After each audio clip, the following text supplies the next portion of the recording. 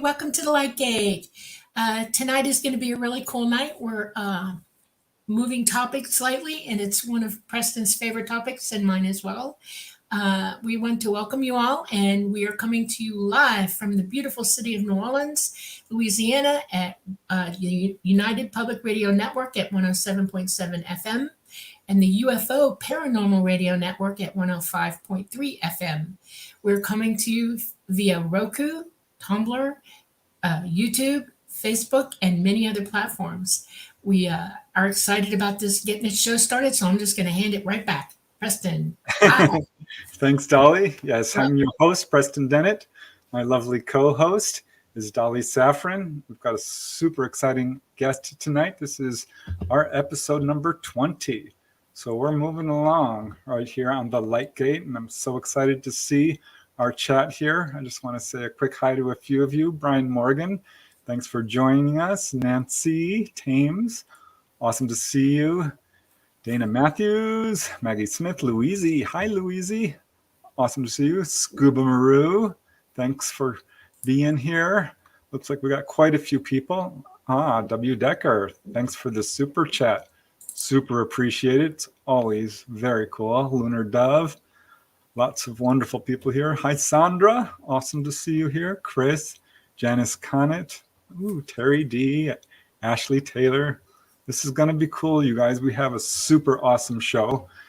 As you may be aware, if you followed my research, I absolutely love out-of-body experiences, astral projection.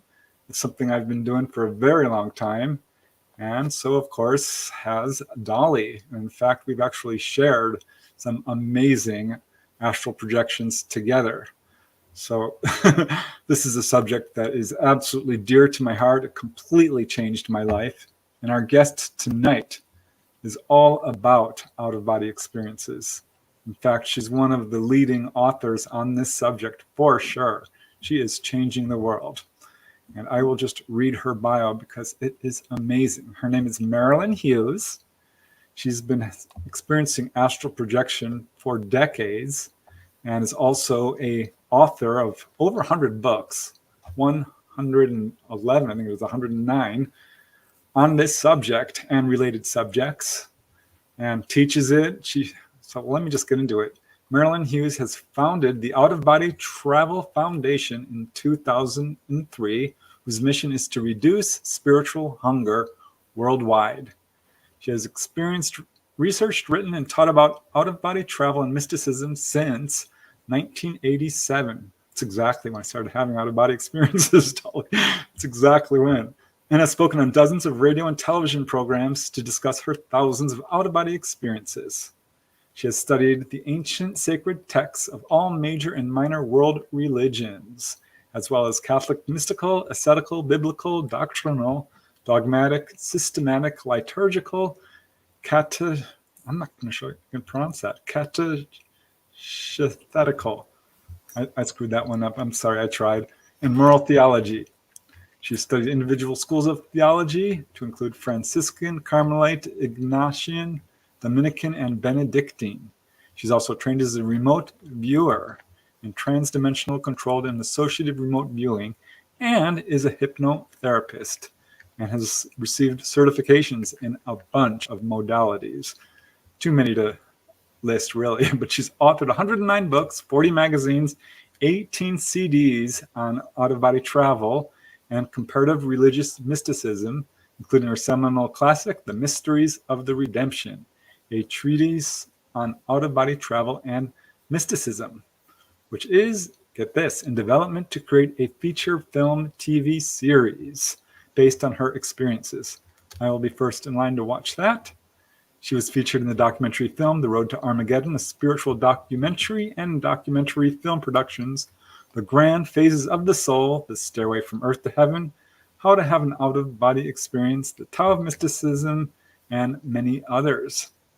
She is the author of an English language encyclopedia on ancient sacred texts, The Voice of the Prophets, Wisdom of the Ages, in 12 volumes. Her out-of-body travel work has been featured in the Encyclopedia of the Unseen World.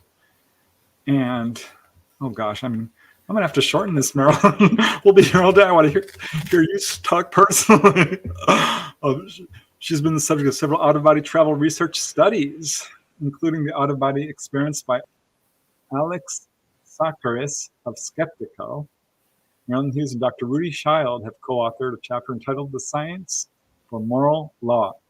He, of course, has been featured on Coast to Coast AM with George Norton, Midnight in the Desert with Art Bell. I did a show with Art Bell about out-of-body experiences way back in the day. The Joan Rivers Show. I love Joan Rivers. God bless her. Marilynn Hughes was on the original board of the Dr. Edgar Mitchell Foundation for Research into Extraordinary Experiences and is a continuing contributor. She came across her vocation unexpectedly when she was 9 years old and had her first profound out-of-body experience when she saw the heavens open and a beautiful marble staircase surrounded by angels, which led to the throne of God. In this out-of-body experience, she was told many things, among them that he would return to her later in life and give her a mission to fulfill in relation to out-of-body travel. When she was 22 years old, she had her first out-of-body experience in adulthood and began a process of journaling, which would unleash thousands of out-of-body travel and mystical experiences over the next decades. And as a result of these words, the vision for the Out-of-Body Travel Foundation was born. And as Marilynn says, and I quote, "Our mission came from the words of Mother Teresa. The greatest disease in the West today is not TB or leprosy. It is being unwanted, unloved, and uncared for. We can cure physical diseases with medicine, but the only cure for loneliness, despair, and hopelessness is love. There are many in the world who are dying for a piece of bread, but there are many more dying for a little love. Poverty in the West is a different kind of poverty. It is not only a poverty of loneliness, but of also spirituality. There's a hunger for love as there is a hunger for God." Before I bring her on, I just want you guys to know that I have read a bunch of her books. Prelude to a Dream, book 1 of the Mysteries of the Redemption series, and the whole series. Out-of-body travel. I mean, I've got a bunch of her books. She has had a huge effect on my abilities to do this. So this is a true, honest to God honor for me. That's such a tall stack, it's going to fall over. So let me just bring her on before I have a catastrophe with so many books. All right. I got it. Hold on. There we go. Hi. Hi. How are you doing, Marilynn? I'm good. How are you guys doing? We're good. Thank you so much for coming on the show. Really You're appreciate very it. welcome. It's an honor to be here. And it's nice to be back with Preston. We did an interview together about I'd say about 12 years ago. That's So amazing. this is a kind of a homecoming for us. There you go. That's awesome. Awesome. Okay. Preston, did he?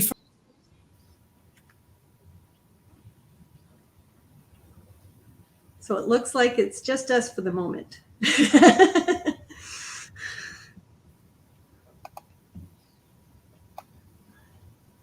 Yes, I'm frozen. So Oh, are you? can you hear me? I can hear you. Yes. Where's Dot? Oh, There she is. Yeah. There you are, Dolly. Thank you. Nothing like having it go weird on us right off the bat. I'm back, at least for the moment. So sorry. No worries. No worries. Yeah, I'm a huge fan, Marilynn. Well, I'm honored. Thank you so much. Thank you so much. It's an honor to be here, and it's nice to meet you, Dolly. Thank you very much. And, I'm honored to meet you. Yes. I think I read one of your first books, Odysseys of Light. Yeah, those two, Odysseys of Light and Crystal River Flowing, were the first two.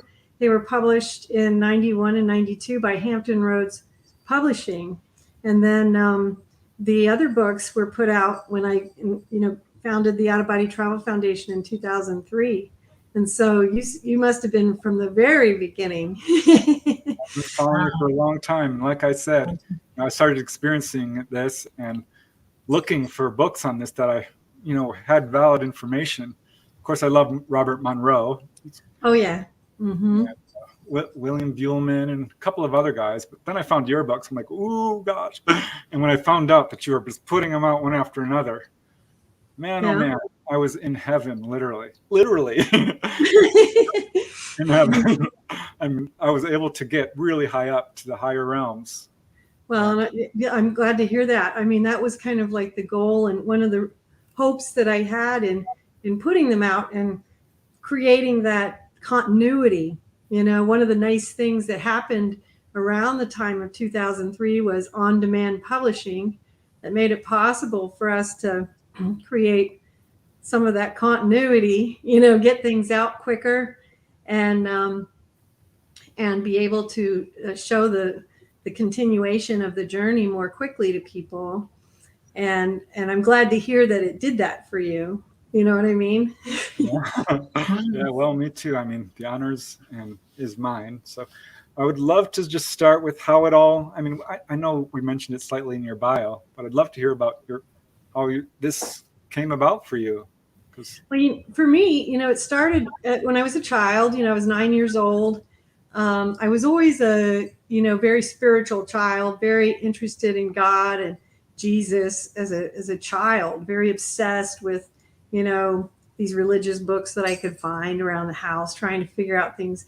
But when I was 9 years old, I had this mind-blowing spiritual experience, this vision that just where the heavens opened, this marble staircase descended from heaven.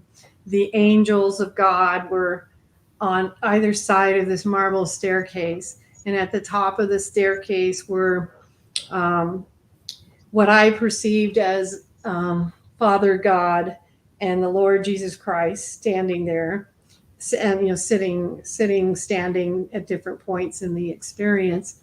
And the clouds were just billowing, you know, thunder is billowing. And there were different points during this experience, but, you know, I'm motioned to come forward. You know, I'm just 9 years old. So this is, you know, quite a moment. And, you know, so I'm just blown away by the fact that this is, you know, this is a pivotal moment of realization. God is real. It's profoundly present before me, in, you know, right before me. There's this unbelievable beauty all around me. You know, these angels are majestic. This is, you know, the majestic beauty of it is impossible to really describe, but they're there, you know. And then, so I'm being pulled forward, and I have this vision within a vision where I'm being shown what's going to happen in my life, and that there's going to be some difficulty in my childhood and in my lifetime where there's going to be trials and tribulations, but that I'm going to be called to do some things later in my life.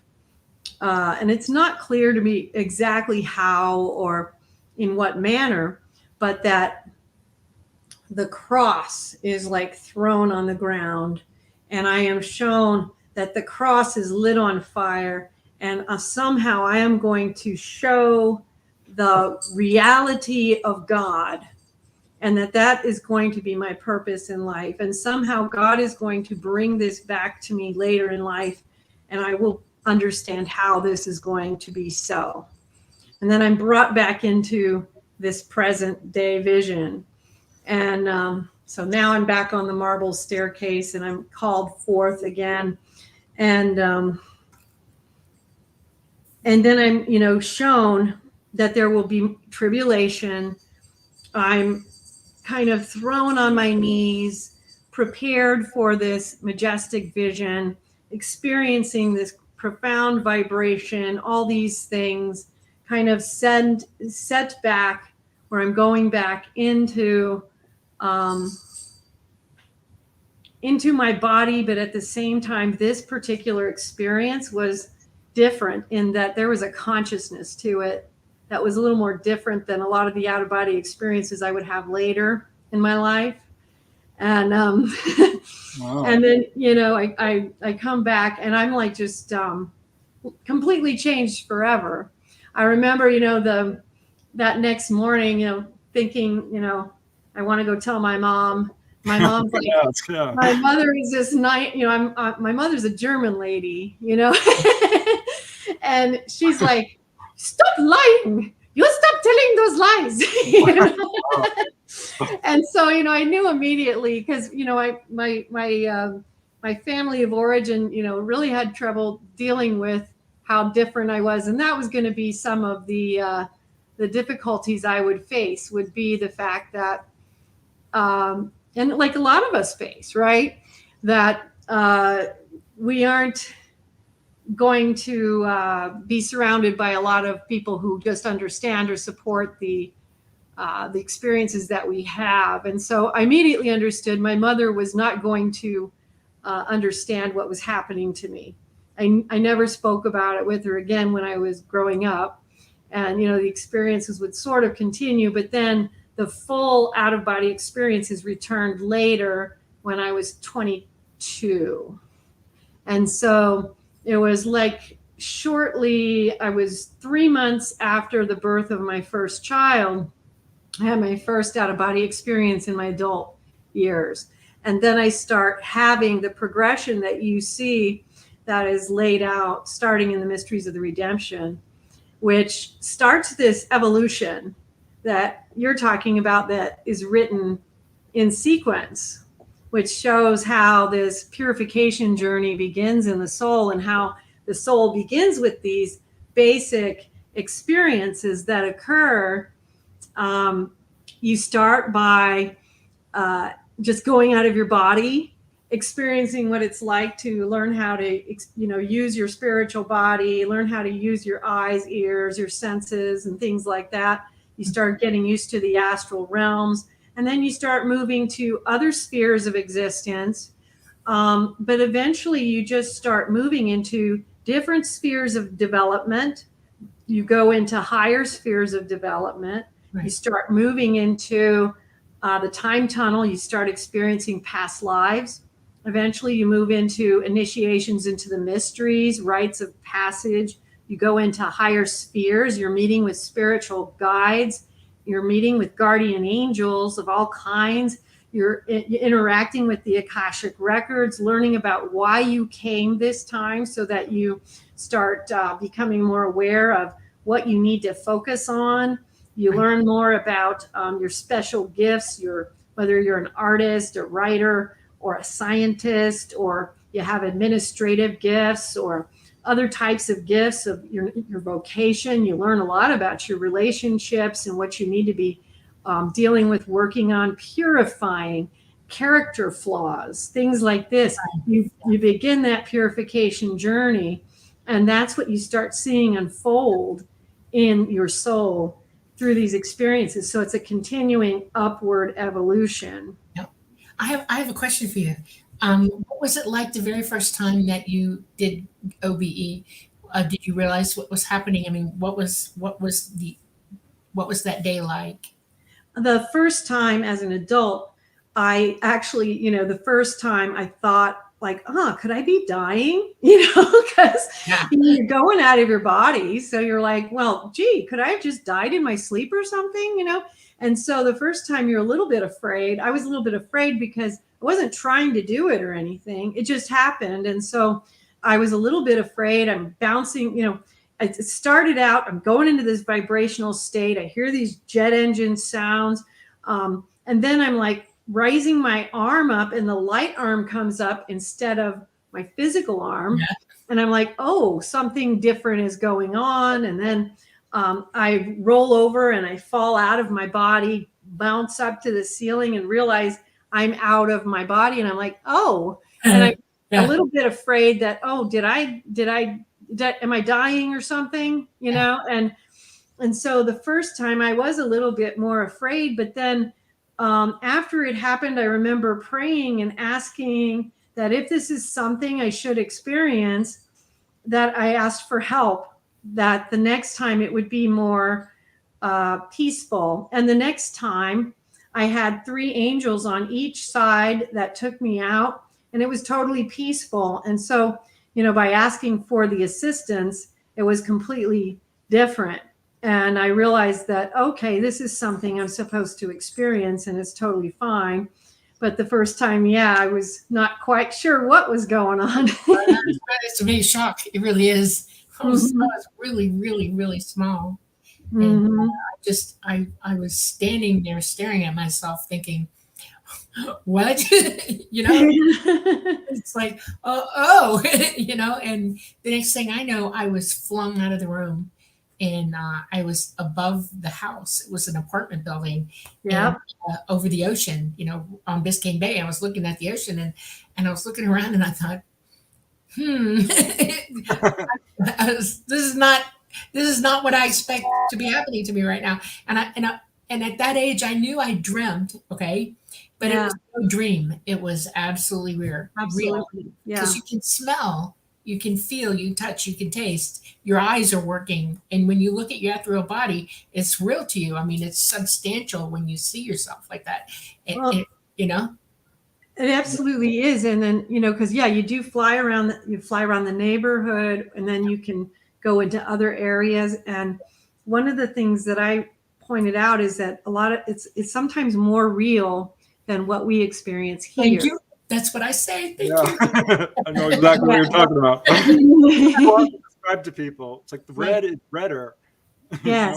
Yeah. Oh, the colors. Not only are the colors more real, but they're more vibrant, and there are other colors that we don't have here. Exactly. And then the colors are in a different spectrum. Yes. So when you started, I mean, for me, that first time I did it, I thought I was dead, actually. Well, that was the third time. First time I thought I'd stuck my finger in the light socket and electrocuted.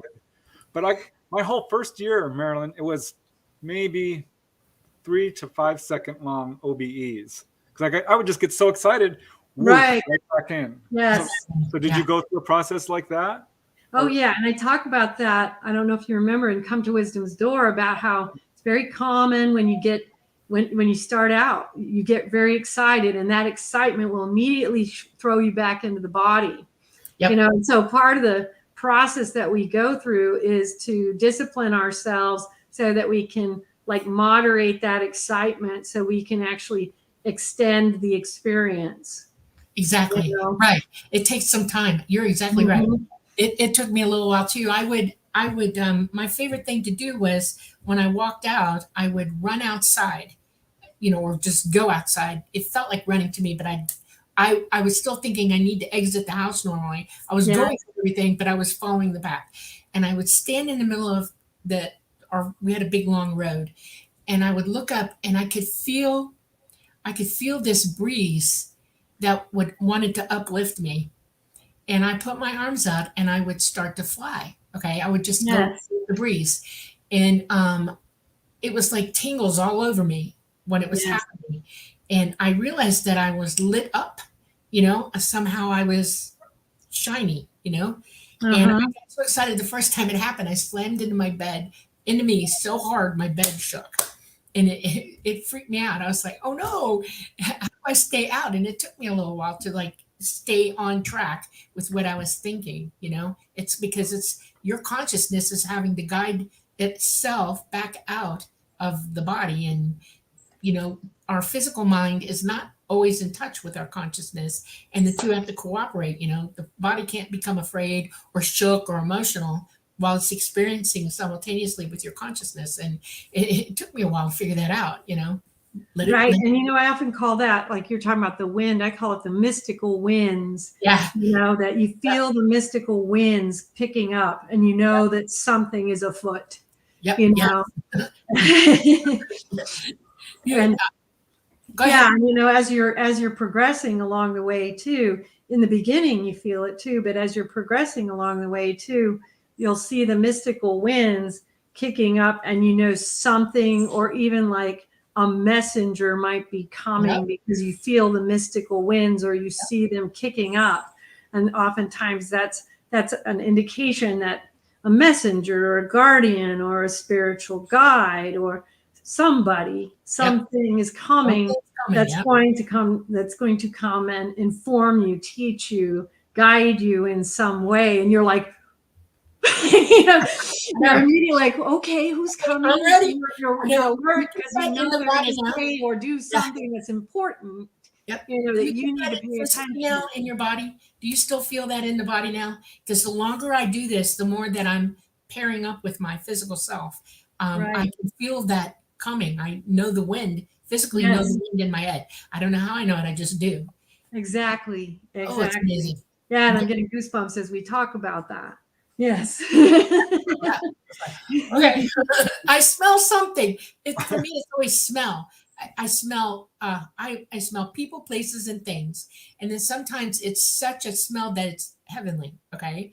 And Exactly. it's amazing.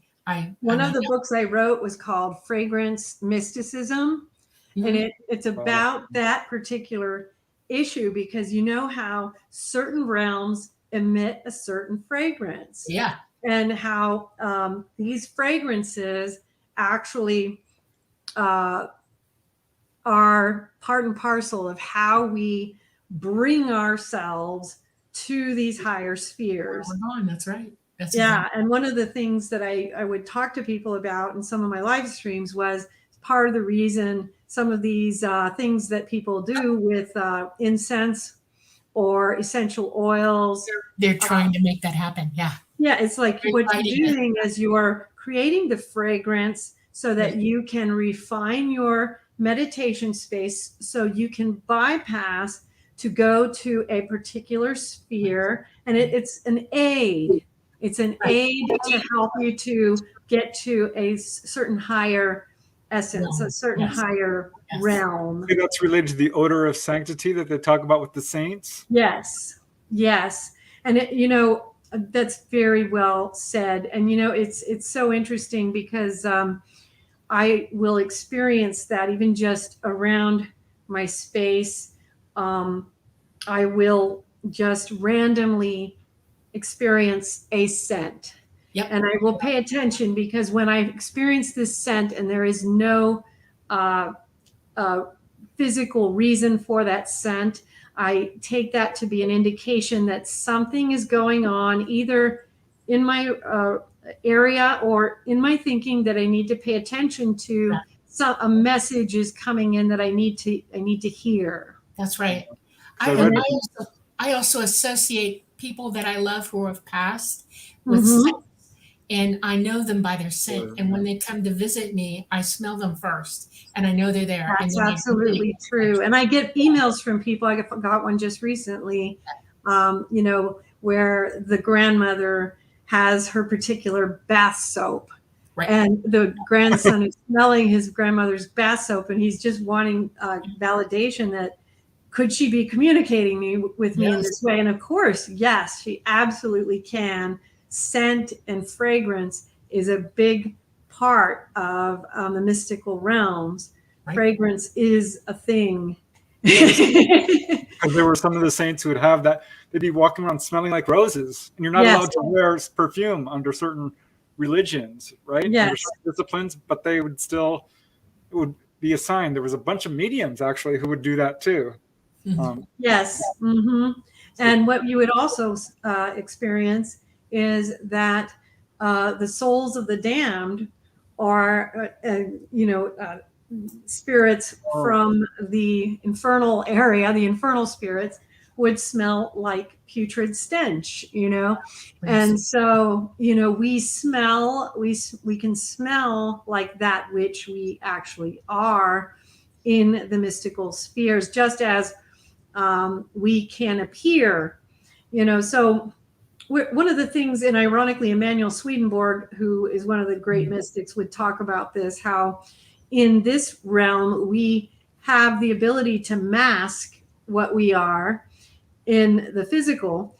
Once we enter into the spiritual realm, we become that which we truly are. And so we no longer have these masks. What we truly are becomes manifest. So we have the odor of sanctity. We have the odor of non-sanctity. We appear in the manner of our vice or the manner of our virtue. Exactly. You see?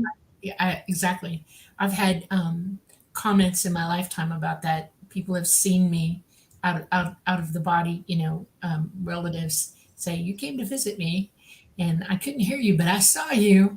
And they describe what I look like, and it would shock me because you have to think about what they're saying when they say it to you, and I would go on the other side then and try to see myself, which is almost impossible to do. A couple times I've caught a glimpse and I'm like, oh, okay, that's what I look like. Oh, wow. I also know that I am incapable. I don't, you lose all, what's the word I'm looking for? You lose all, when you say mask, a mask is a way for you not to have to say what's really true about you or what you're thinking or how you're feeling, whatever. And I've lost all those masks. They're gone. And a lot of people don't know how to take it sometimes when I'm talking because I'm very dead up honest. And I've noticed that people who are very, very evolved in this ability and are seeking knowledge in that also have that going on with them. It's part of the package. You Yes. go higher and higher and you lose all pretense, all of it. It's gone. And it's amazing. Yes, that's true. I have so many questions, Marilynn, but one I'm very interested in, because when I go out of body, all my hair comes back. Oh, how nice. Yes. Do you experience a younger self when you go Oh, out yeah. of body? We can experience a younger self. Sometimes I'm an older self. I'm definitely skinnier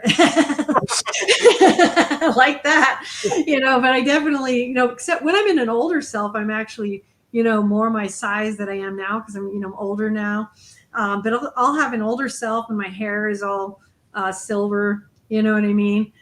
So I experience both. I'll be younger, I'll be older. I experience myself in different incarnations. So I've experienced myself like in Native American lives, and I'll have the long black hair, from those lifetimes.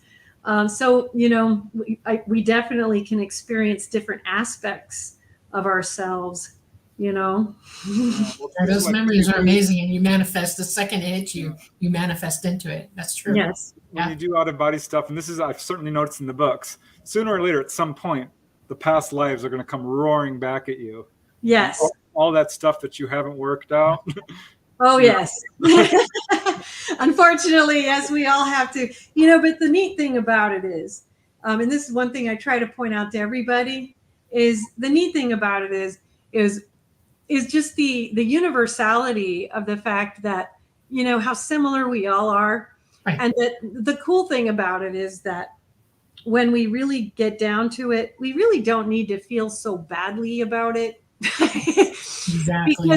Because we really are all kind of doing the same thing. Right. We put up so many obstacles to facing all our vices and all these things, and we feel so bad about it. We're so worried about it. In the end, we're all doing the same thing. We're all so similar.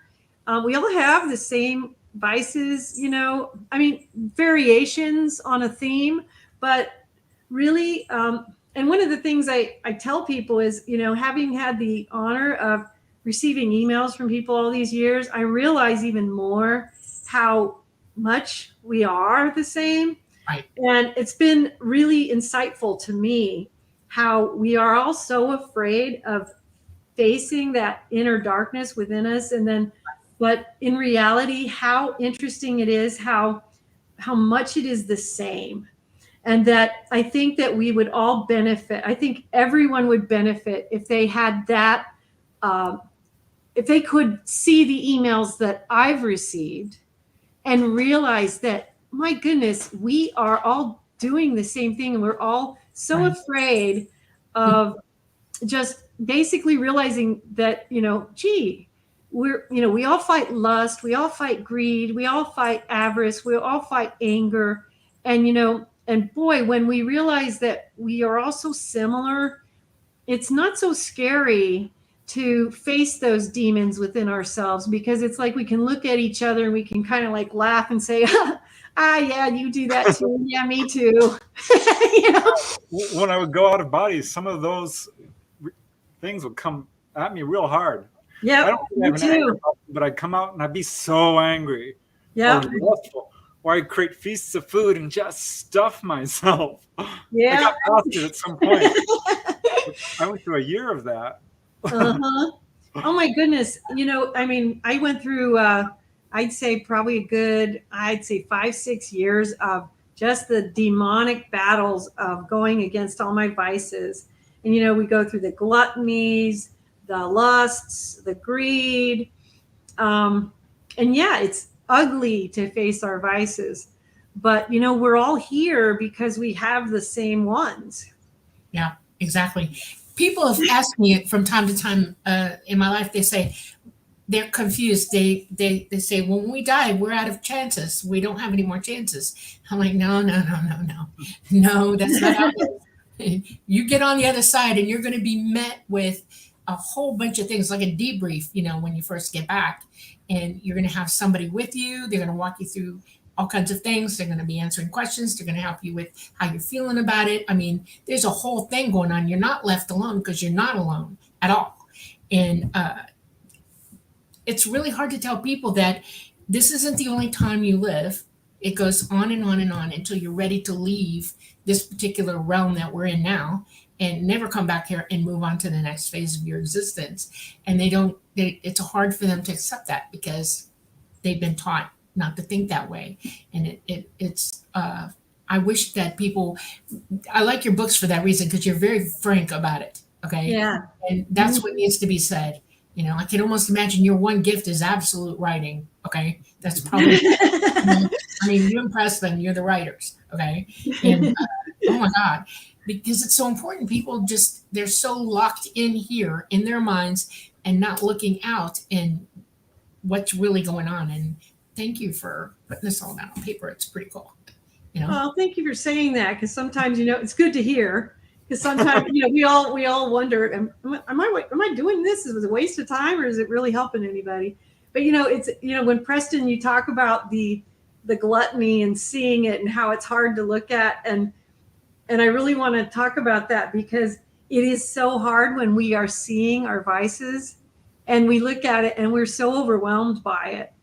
And one thing I want to talk about that too is because one of the things that I really focus on in my work is how one of the things that was really hit to me anyway, and I really touch on and go into in my writing and my out-of-body experiences is we are all here because we've been doing this like in a circle. We keep reincarnating. We keep kind of doing the same thing over and over again.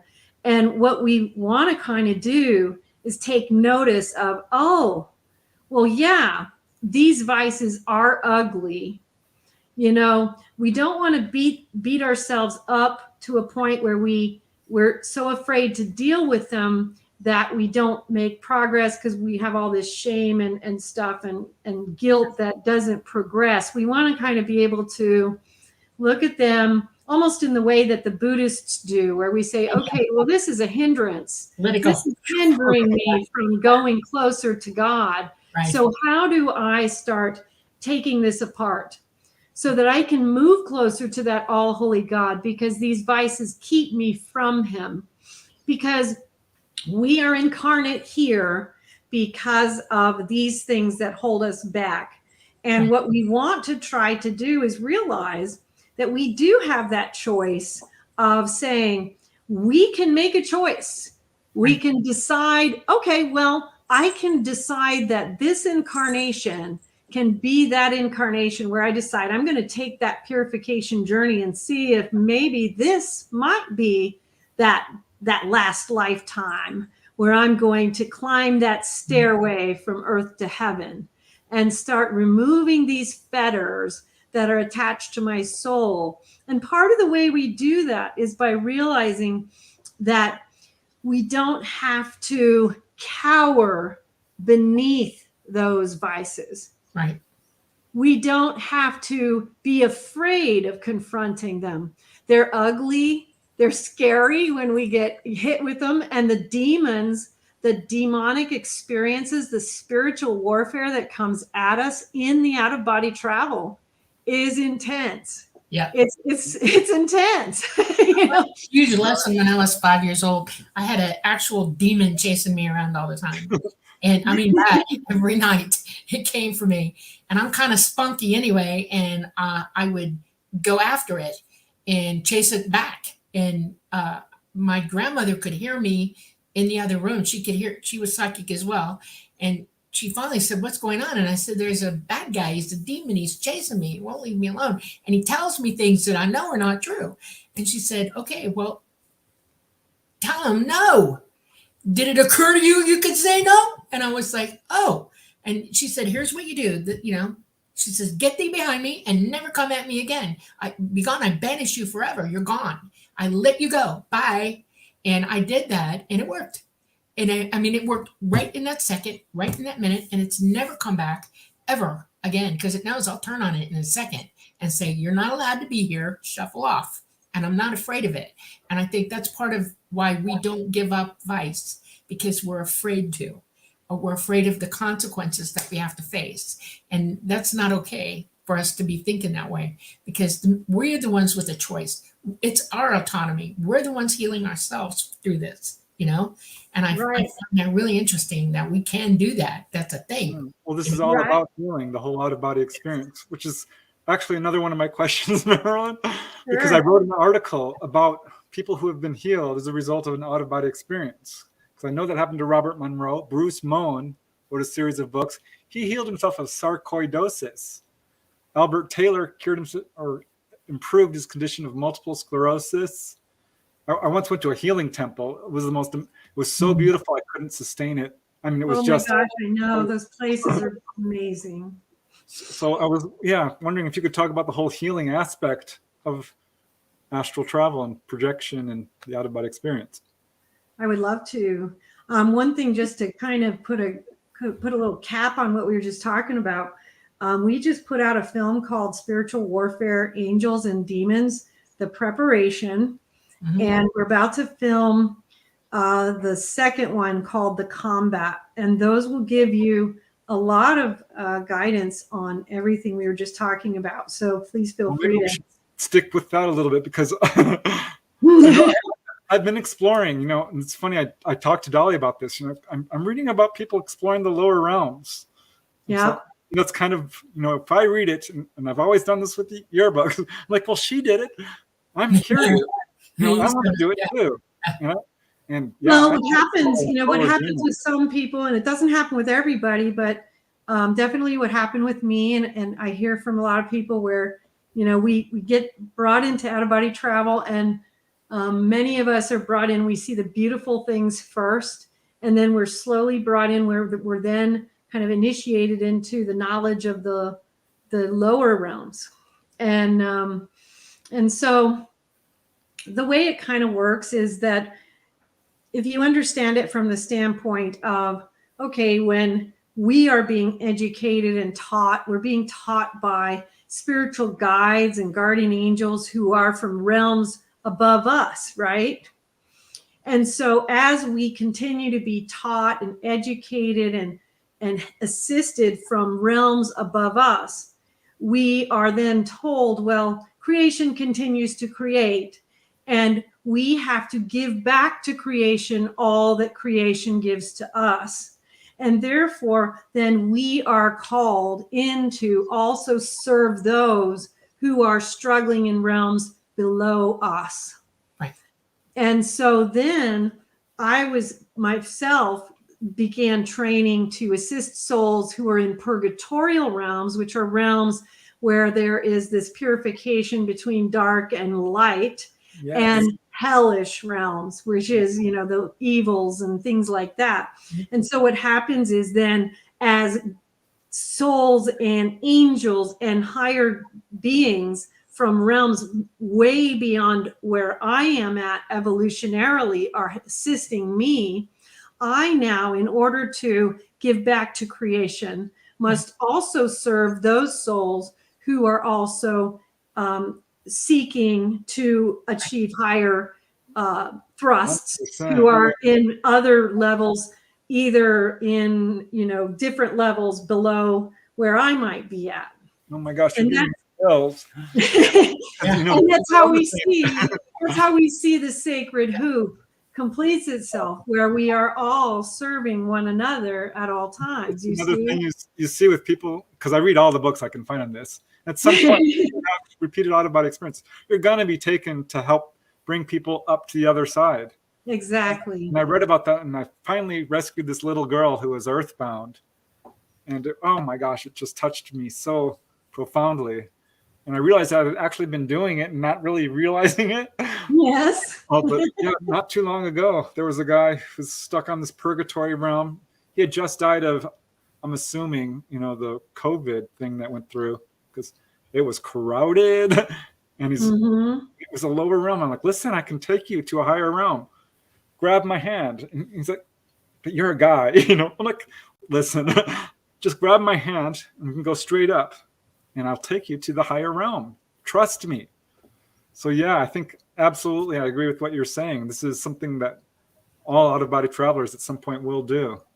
It's part of the process, and it's part of how we give back for what they know it too, because gives us. the house at night, they're here. Okay. Yes. Whole new batches all the time. And it's like, oh no, here we go again. Okay, I'm busy. And that's also, that's how we also, when you're talking here about ghosts and lost souls. Right. And so that's where, because I have these books on the spiritual warfare, the souls that are moving in the purgatorial and the hell realms. But then there's also the ghosts, the lost souls, the wandering spirits. And so those are also souls that we also go in to assist. Right. And so these are also ways that we can be called in to be of assistance. Right. And so these are all ways that we do this. And so you can see how we, when you're talking about seeing your own gluttony, seeing these own things, and I saw my own lusts, my own greeds, I saw my own gluttonies too. So I understand, we go through these things where we go through the battle with the demonic, and we get battled and battled and battled. And then after we go through that battle, then we start taking on that battle a little bit for others, a little bit. Yeah, you have to, yeah. You see, yes. For ghosts, for wandering spirits, which are souls that are in various other states that are not necessarily lost, but wandering. And then there are, ghosts. That's a different, but that's, but I have books on that so people can read it. Yeah.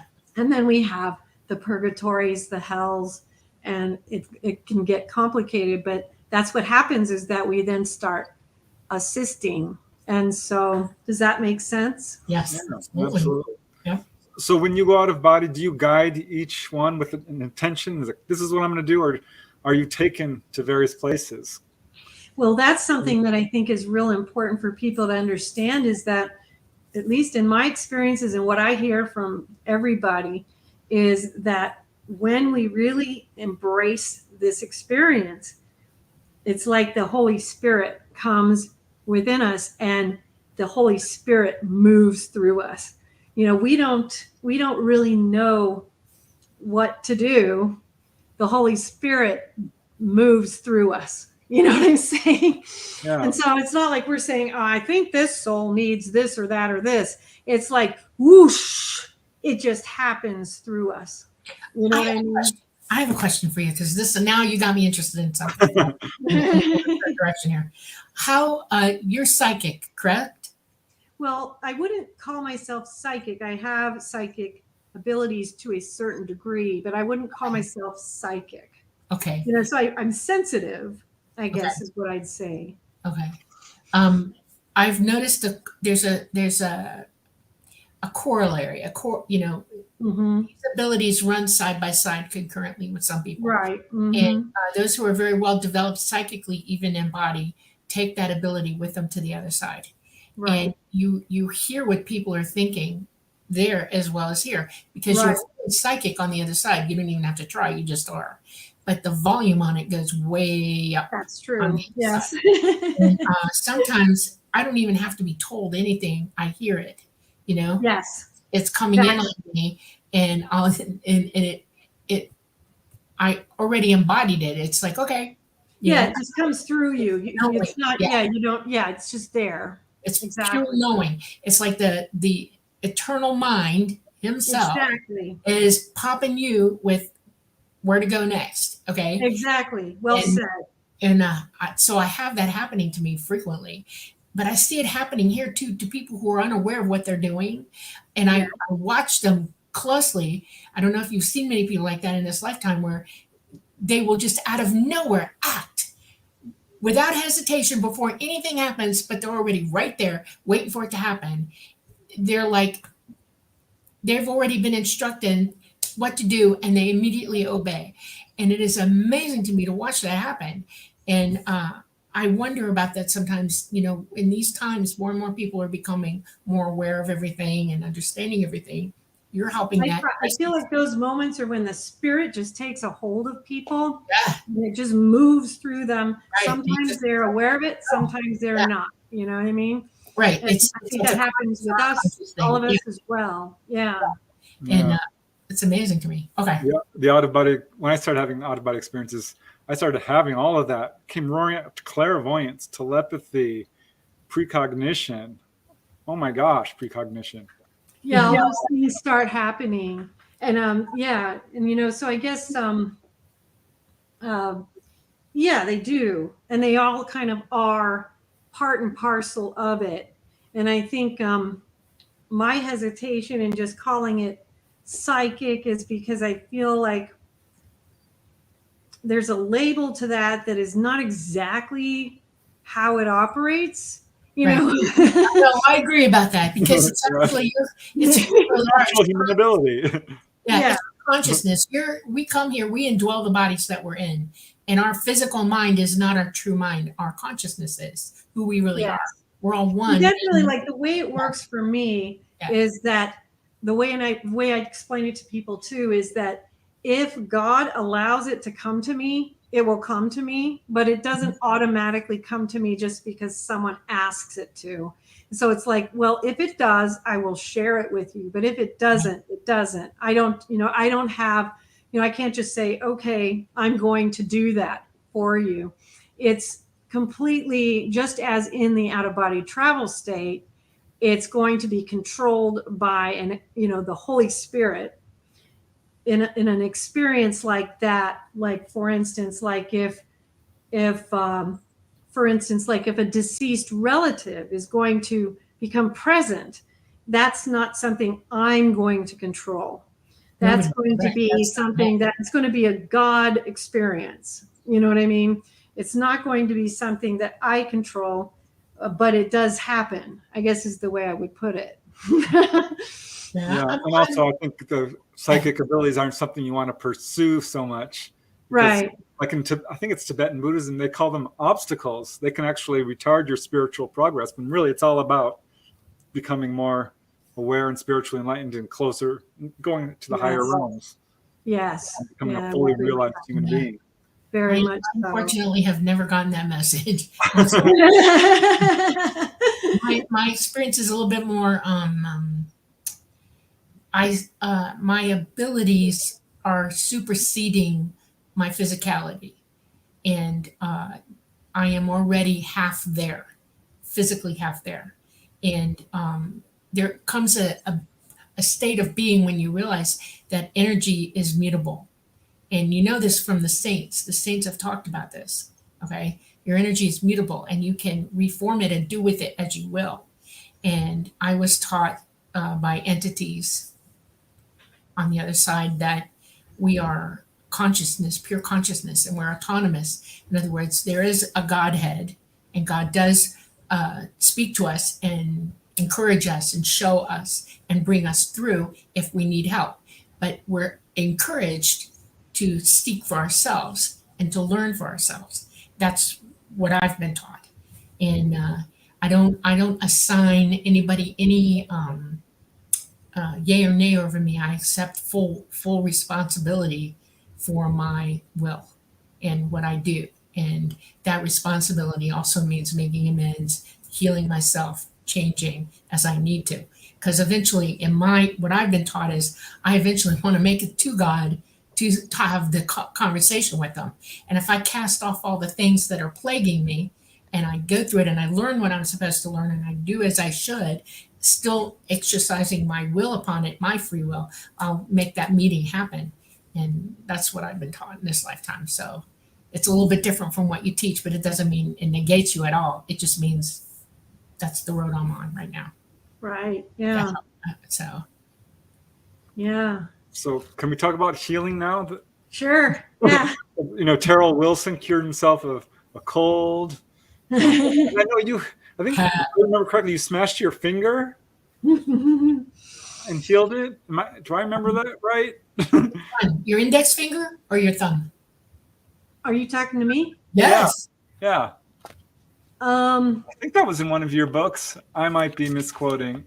I know you've had healing. I'm not remembering that right offhand, but I'll tell you about the experience that comes to mind when you bring that up, which is a near-death experience that I had in 2003. So how about that? Sounds amazing. Okay.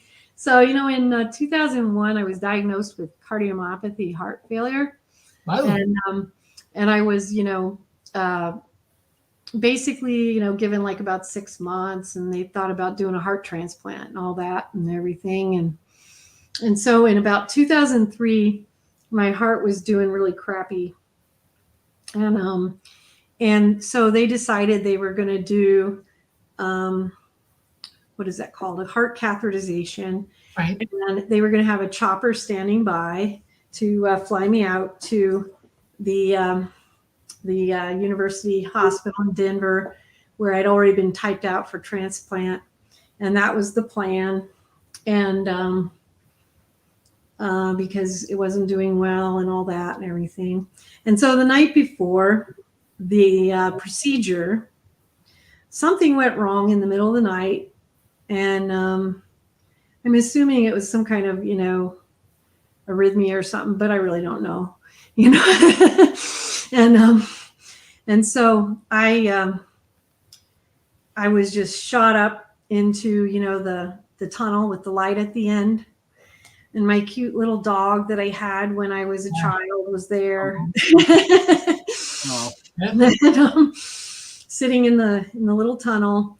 And, I went to the went to the end of the tunnel, and I knew that at the end of the tunnel, I could see the ethereal light there, and I wanted so bad to touch it, but I knew that if you go further, you can't come back. So I was like, okay, what do I do, and everything. So I'm just kind of there, and, the Lord Jesus is standing there, and he says, he's wearing the robes of the Sacred Heart. So he's got the white and the red. He's really majestic looking. And he says he's going to take me on a journey, and he's going to give me a little bit of a dispensation and take me on a journey into beyond the worlds of the light, and let me see some of these worlds beyond the light that normally you can't go to and not come back from. And so he takes me into all these beautiful worlds, and they're just amazing. And I won't even try to describe them because they're just amazing. And it was just a beautiful, beautiful journey. I saw all these spheres of light. It was just awesome and wonderful. And so I come back, and he brings me back to right before the tunnel of light. And right before the tunnel of light, there's this measure. And this measure is this measure of this thing that tells you how you're doing on the measure of selfishness to selflessness.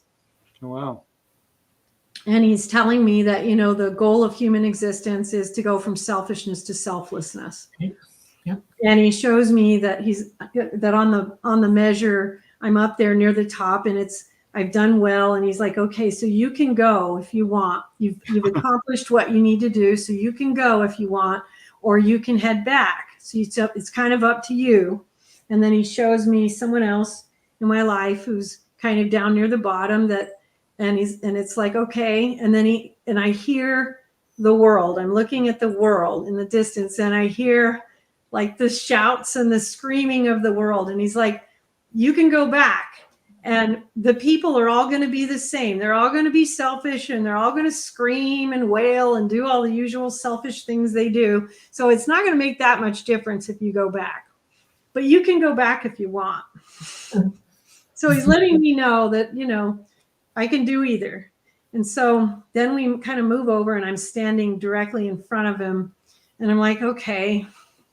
And, you know, I mean, I don't want to go back. I've just flown through all these amazing worlds, you know? Yeah. You know, I mean, come on, you know, but I've got these 3 little kids at home, you know, and, and I'm like, okay, well, my kids are really young. My youngest was 2. And I was like, well, as long as that's still my choice, I've got to go back because my kids are really young.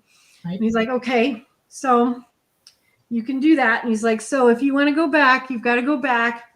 And I want you to go back. I want you to pray for a heart transplant. And I said to him, okay, well, I can't do that. And he kind of just looks at me and he's like, and I'm like, but I will pray that the perfectly healthy person who would have to die for no reason to provide me with a heart will survive, and not die will survive. And I'll take my chances with the heart I've got. And he looks at me and he says, I grant that. And he takes my hand and we go shooting back. And we're heading back and we go like we're midway from heaven to earth. And we enter into this, like, it's like a, you know, like a cafe bookstore, you know, those kinds of places that we used to have more of back then. And we're sitting like at a little table in a cafe bookstore. And it's kind of funny, you know, sitting with the Sacred Heart of Jesus, you know, hanging out in a cafe bookstore. And he has me look up at this bookshelf, and there's this bookshelf with all these books. And he's like, look up there. And all of a sudden I see all these books and they all have my name on them. And I see, you know, the Mystic Knowledge series, you know, and he's like, there's all these books. And he's like, I'm going to make good use of you in the time you have left. And I'm looking up at those and I'm like, I'm looking at him like, what? I'm kind of like overwhelmed because I'm like, job. Oh yeah. Okay.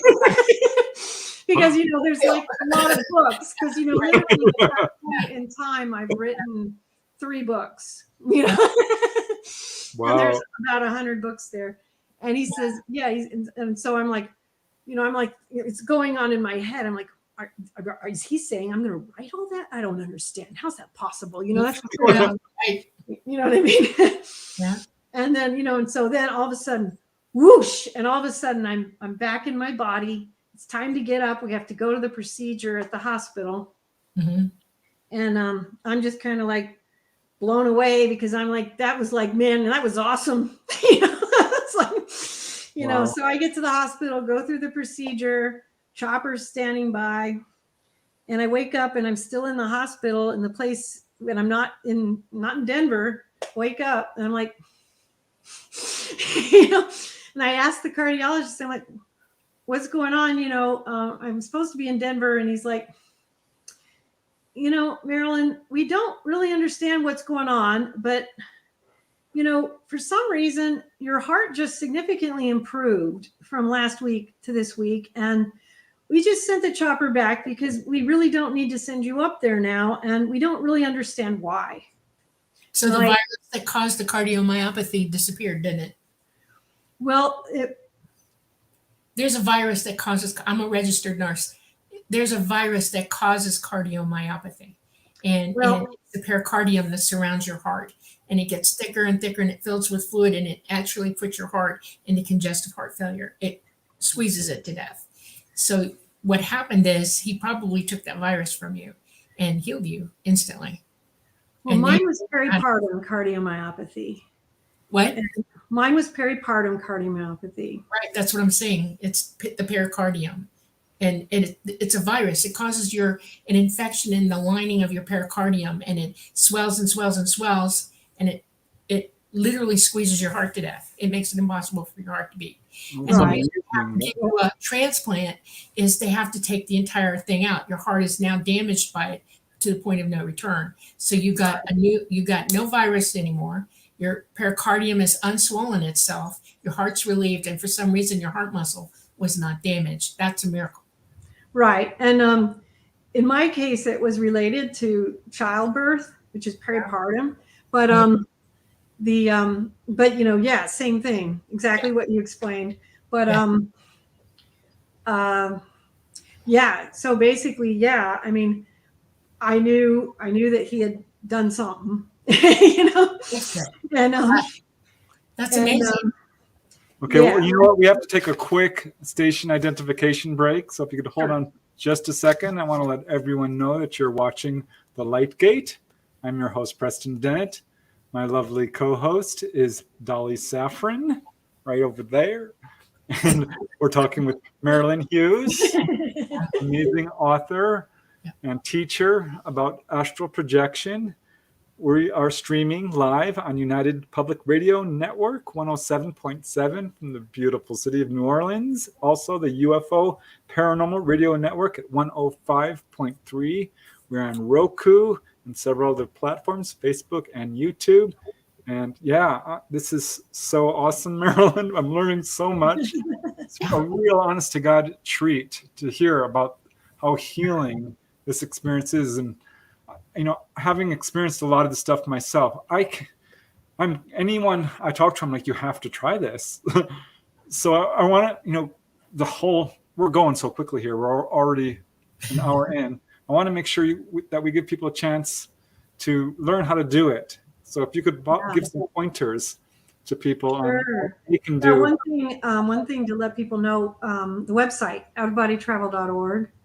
And one thing, since Dolly is a nurse, I thought I'd just throw out just a couple more things that would help, because Dolly understands this. So later, my heart was extremely enlarged. It was thinned out. I had a high ejection fraction. And all of those things went back to normal, which is physically impossible. That's unheard of. That's right. It's unheard of. I've never, in my entire time as a nurse, I've never, ever heard of a situation like that. That's amazing to me. That's just and they actually later on had they actually had some doctors, ironically Catholic doctors, take a look at it because they were looking at it for a miracle. And the doctors said that's not possible, but but they didn't know what to think. Except that it's this is God intervention. But I understand it. You amaze me. You're about as emotional as I am when I start thinking about what happened to me at the age of almost 6. I came down with infectious mononucleosis at the age of almost 6, and it was killing me, literally killing me. There was no stopping it. It was just a matter of time. And our doctor had come out to where we lived to be with me because I needed pain meds. I was in agony. When he got there, I just looked at him and said, I'm so tired. I'm tired. I'm done, and I left. I rose up out of my body. I saw up in the top of the room. I saw everything that was going on. And then poof, I was somewhere else. Okay. Literally somewhere else. And I could see people off to my right who were waiting for me. And somebody walked up behind me and said, I need to talk to you. And he didn't turn me around, but he put his hand on my shoulder and he said, you're not going to stay here. And at that moment, I sort of got upset because this was way better than how I felt before I got there. I mean, I knew I was no more pain. I was hale, healthy. Oh, I did not want to leave because what I saw in front of me was unbelievable place I was at. And, he said, I need to talk to you for 5 minutes. You can listen to me. I'm like, okay. This was the voice of authority, okay? And he said, and when you said you have things to do and he showed you the books, I freaked out because he showed me every animal that was there. He said, these are animals and that you, in your lifetime, you will have something to do with animals. They will come to you. You will help heal them. Any animal that comes to you, you help. That's your job. You advocate for them. This is what I want you to do. And I was like, okay. And he said, you have the ability to heal. Use it. I'm like, okay. And the next thing I knew, he put both hands on both shoulders and kind of, gave me a squeeze and poof, I was slamming back into my body. Now, what killed me is my spleen ruptured. Okay. It just totally went poof. And When I came back to myself, I wasn't in the house. They had gotten me to the hospital by then. They said I coded for almost 8 straight minutes. When they went in to see what they could do, either remove my spleen. You can't really repair a spleen. It's, this is one of those things that if it fractures, it's gone. And it had already started repairing itself. When you x-ray or do an MRI, you can see the scars where the spleen had ruptured and repaired itself. And they have no explanation. That is an unbonafide miracle. They called it unprecedented. There was no reason I should be dead. Okay. This kills almost 6 years old. And I cried for years. I'm a little bit more stable, but watching you start I know that feeling. I know it. It's incredible. It's like the literature on near-death experiences is amazing. We had a family friend who was dying of cancer. She had a near-death experience, came back, it was gone. Right. They called it the miracle of the hospital. Right. Yeah. And it's profound. It left me understanding 2 things about life here and life as we move on. And that it is under somebody else's control besides ours. Okay. And that the mind of God is everywhere in everything. We are in God. Okay. And that how we choose to move forward. And you just made my point a minute ago, by the way. You were given a choice and you chose. It's up to us. We choose our paths. That's our autonomy. We're given that freedom to do that. And it is about selflessness. It is about helping. It is about being more than you are and stepping away from yourself and realizing this is just a temporary place for us to get that message and then move on with it, And some of us are lucky enough to have had these explosive situations in our lives where it's driven home to us, I mean, I consider it a blessing, a miracle, grace, all of that happened to me. I wouldn't trade it back in. I wouldn't do it any other way because it altered me. It altered my path of understanding. And that was a miracle to me, There's a good lesson there. Every tragedy has its silver lining. Yes. Yeah, that's true. Yep. Well, and talking about how to, just to let people know, if you go to the website at outofbodytravel.org, there's a link there to go to the YouTube channel, and we have some films, so we have how to have an out-of-body experience where it goes into a lot of detail. And there's the follow-up, the Tao of Mysticism, goes into getting into deeper mysticism.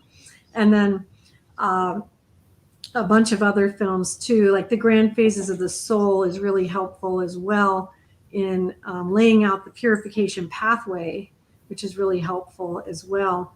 But also, Preston, you had shown that book, Come to Wisdom's Door, which is how to have an out-of-body experience, which is a really good, helpful starter, it just giving you the basics of how to get started. And for everyone, you can go to outofbodytravel.org. There's a link to our download site, which is outofbodytravel.wordpress.com, and you can download the books for free.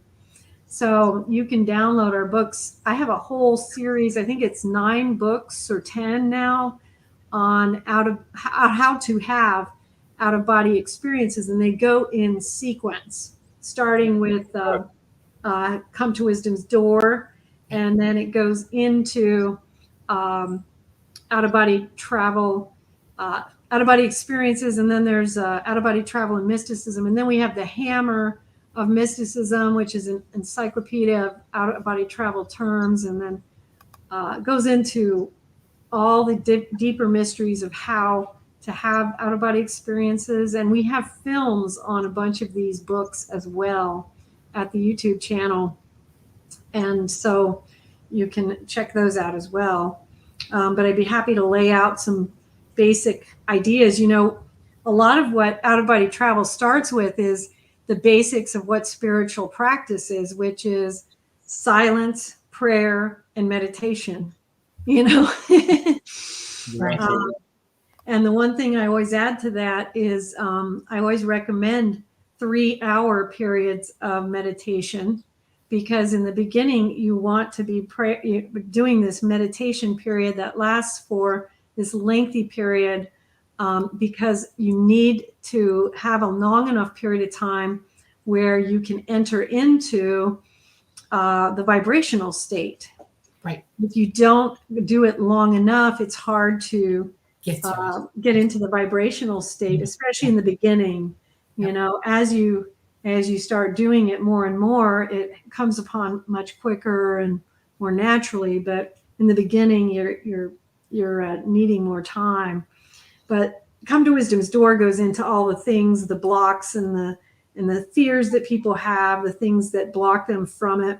One of the things about the Mysteries of the Redemption series that is helpful to people is that it kind of helps open people up to the experience and helps them to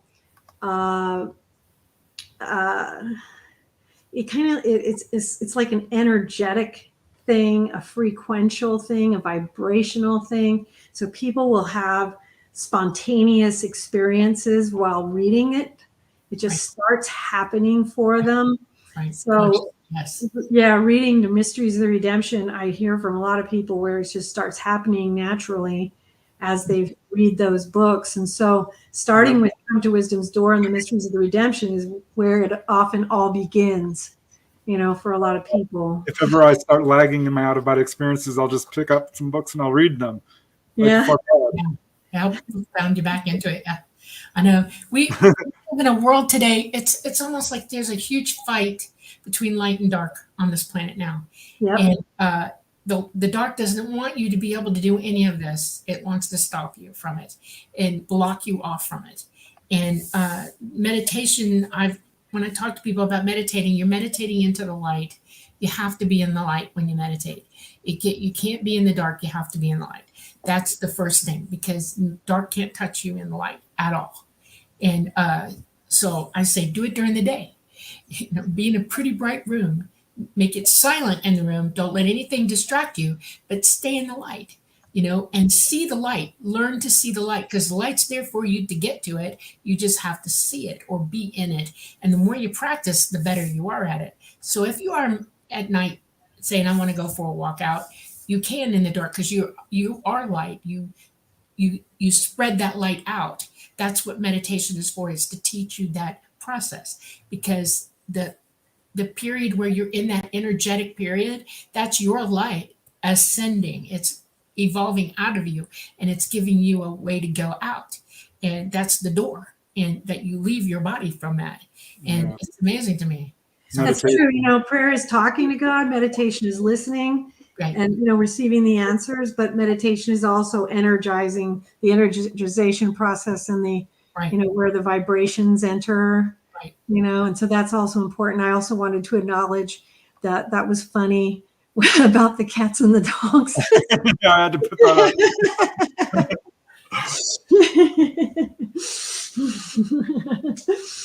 Oh my God. It's amazing, isn't it? I am reading these comments, so the people who are posting the comments, don't think I'm ignoring you. I know. I'm reading them. Everybody asks me, are there animals on the other side? And I'm like, yes, absolutely. Yes. They go with us. They're waiting, you know, they're there.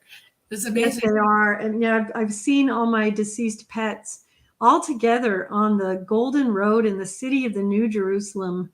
And it was really cool. And, you know, I mean, even my little rodents, you know, I've had hamsters. Yeah, they're all there. Anything you take care of. I know I've taken care of so many animals in my lifetime. Our family owned a zoo, and, you know, so I was zookeeping and stuff like that. And I've always just, heck, the animals we have in the house right now came here looking for us. You know, somebody said, show up, here we are. And so they're ours now, you know, you can't help yourself. Mm-hmm. And I know they're all there. I mean, they're all part of it. And I've had a couple of real near deaths, not completely fully, you know, but, you know, right there. And I have one animal that is with me all the time. She's never leaving me. I had a service dog, and I was poisoned when I was younger, and I got very, very, very, very sick, and I had to have her. And I had her for a long time. She saved my life more than I could tell you. And she's still there, because I'll get real close, or I'll start to OB, and I'll look down, and there she is. She's right there, just wagging her tail, looking at me like, okay, we're going.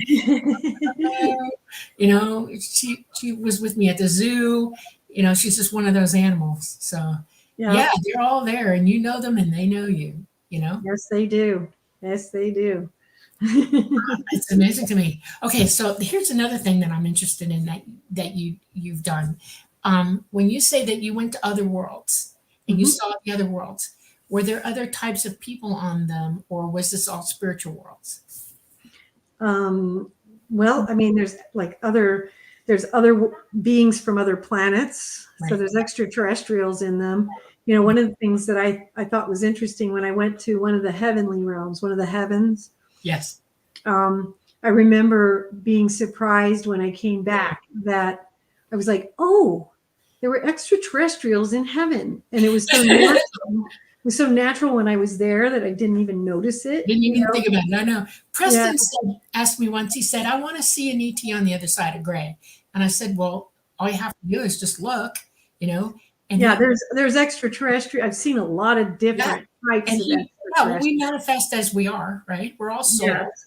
And, and there's other kinds of, it's not just people, if that's what you're asking. I mean, there's all kinds of angelic beings, there's golden angels, there's all kinds of celestial hierarchies, there's lots of, if you go in the lower realms, there's all kinds of different demons and lower beings, but there's also in the higher realms, there's spiritual guides, there's spiritual teachers, there's different types of celestial beings, you know.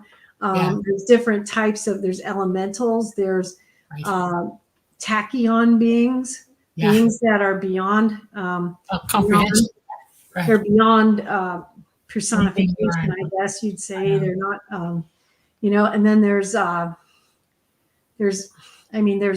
life forms that are not like us. They're beyond. I mean, I've been having some really amazing experiences that I can't even put into words. I've been, I tell my friends, I'm like, I had amazing experiences last night, but don't ask me to put them into words. I have none. I don't even know. I'm trying. I mean, I had stuff last night where I'm like, I'm still trying to figure out if there's any way to put them into words. You know, I know. I've seen what I guess you would consider angels. I consider a little bit differently when I see them. I see them differently. I don't know. They're dimensional beings. Well, there's both angels and dimensional beings. So there's both. They're light beings, and they look just like angels. I mean, they look just like them. And it freaked me out the first time I saw one. I was like, "Are you real?" You know, all illusion go away, because I was OBE at the time. I was like trying to, no illusion, all illusion go away. And I sat there just very quietly, shut up, and was okay? And I was waiting for it to say something to me. And it finally said, you know, you are a beautiful, beautiful being, and I love you. And I couldn't help myself, and I said, I love you too. And I held my hand out. I wanted it to touch me, okay? And it did. It brushed my palm, and it was like, and then I find out that these beings exist dimensionally, and I've been physically to places that a lot of people don't get to go to, and I saw one in it that way, and it just, I swear to God, I think it was the same one, you know, the same being, and that can happen sometimes. I've had weird moments where I was pre-prepared to face something that I was going to go look at, and there it was, you know, and that's exactly what happened with this being. It was just there, and that blew my mind. And there are just so many things, you know. Your extensive experiences blew me out the water as I was reading through your books. I mean, you've had incredible experiences. When you were remembering your past lives and stuff like that, how does that work for you? I mean, what's your process for that? Well, in the beginning, I would have you would go through the tunnel. It's almost like the tunnel of time, and be dropped into these bodies, and just really just experience it very physically again, you know. And you know, it's interesting because I've experienced many more lifetimes that I haven't even written about, you know. It's like, oh my gosh, you know, I might as well just write novels about these lifetimes, you know. I mean, do some mini series on these different lives, but you know, it's you drop into them, and it's like you are physically there. It's very very physical and very profoundly real, and you're walking, and a lot of times you have like an over self, like a soul self experiencing it above while you're also experiencing it below. It's like you meld back in. You're real, yeah. My experience is almost just like that. When we have a memory, I can remember. I have an eidetic memory, so mine's pretty sharp, and I remember everything. Okay, Mm-hmm. It's so powerful, that memory, that I re-experience the sounds, the smells, the taste, Right. the Mm-hmm. voices of the people, the air moving, the trees, all of it. I see little things moving around in the Right. landscapes, everything, all of it. And it's like physically actually being there, only I'm sitting here recalling it. Okay. Right. And it's like I'm transported back to it, and I'm reliving it in the body, in here. Right. And what's important Yeah. about those past lives is that you get taken back, and you're taken to moments in time that are going to have some kind of significance for you to remember Right. your present. Right. You know, How did you a respond? lot of times it's going to be a moment of death. It's going to be something that has some significance for a particular relationship in your present moment, day, or it's going to be a pattern of behavior, something to do with your life purpose. Right. A lot of times you're going to re-experience a series of lifetimes with a particular soul. Yeah. So that you start understanding the relationship that you have and what you've been doing over and over again, so you can kind of understand that. And one of the things that's really important when you start remembering past lives is to focus on those particulars. Sometimes people get caught up in erroneous details, and they don't focus on what is the essential element, really, Right. of what is the purpose of being taken back. What do I need to know? Yeah. What is it that Have you ever had a real profound moment that way? I mean, like, what's the most profound moment you've ever had with that? With past lives? Yeah. I had so many, but I mean, the real, I mean, I'd have to say what's the most profound understanding of the whole is, gosh, what's the most profound? I mean, it's just like right now I'm thinking of, dying by fire in Turkey. I mean, I was being burned alive. Yeah, been there. It's just these random moments come to mind. Yeah. And I think of like this other moment where, for some reason, right now I'm thinking of us being burned alive in a barn another time. I would think that a lot of these moments, I'll say that the thing that is the most important that has been shown to me is, don't die before you tell people you love them. Right. Exactly. Because all these moments are, you're dying and you don't realize you were going to die suddenly, and you haven't told people you love them. Something undone like that. That's the most important thing. Yeah. Mm-hmm. I would say that's really, don't leave words unspoken. Right. Love unspoken. Don't do that. Remember, you can die when you least expect it. Forgive everybody. Yeah. Forgiveness and love. Those are really important. Future life? I'm sorry, what? Have you ever been taken to a future life? Yes. Quite a few. Yeah. But I've been taken to future lives on different planets, definitely. Mm-hmm. Wow. That's interesting. I have not done that yet. Or if I have, I'm not aware of it yet. I'm being prepped for something, and it's like, okay, fine. My most profound moment on this planet at this time in this life was brought to me that how we react to things is paramount. Our reactions guide us into either being negative or positive, or losing love, or going into judgment, or gaining love and going into forgiveness. And it's really important that you almost have to talk yourself through it sometimes. It's like, why am I reacting like this? I need to stop. I need to be quiet. Somebody's going to tell me something. I know it, and I just need to shut up. And it's our nature to go in an opposite direction from that. It's one of the habits of our physicality here. And it zonked me with it almost like a hammer on the head. You have to learn this. You have no choice. You will learn that in this lifetime. It's like, okay, I'm working it. Well, along those lines too, one thing that comes to mind is, along those lines and what you were talking about earlier about different beings that you come across and extraterrestrials in the other realms. Yeah. Literally, I've run into a lot of different extraterrestrials in the out-of-body travel state. So like Pleiadians, Arcturians, Greys, Alpha Centaurians, many different types. The ones I call the Tibetans, who are hard to explain. But one in particular I'd like to bring up along the lines of what you're talking about is this race of aliens. I don't even like calling them aliens because that's a bad word for them, but they're extraterrestrial. They come from, I guess I would say these are this race of beings that would be extraterrestrial to us, but they come from this world so far evolved beyond us. They come from this world that is so far evolved into love and light. And they came to me and I got to see their world, and it's so resplendent in light. I could see it from a distance. Right. And this being came to me, and he's just light. And he was male-ish.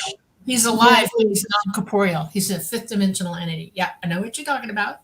Yep. Yeah, but he came to me and he allowed me to experience, because I was not evolved enough to visit his planet in my spirit, but he allowed me to touch and blend into his essence.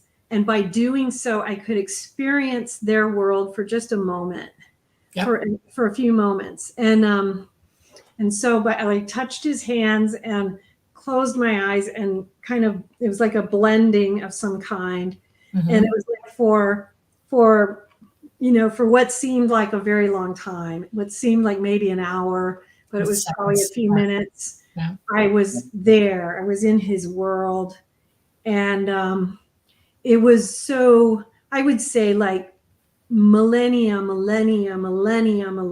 beyond what we know, what our world is in evolution, in love and light. Right. And it was so beautiful and so wonderful and so ecstatic, and what we know as I don't know, Preston, if you've experienced the samadhi, the ecstasy in the out-of-body state. So imagine that a million times over by about 10,000. It's billions, yeah. Million times over by about 10,000. And imagine you live in a world that exists that way as their normal way.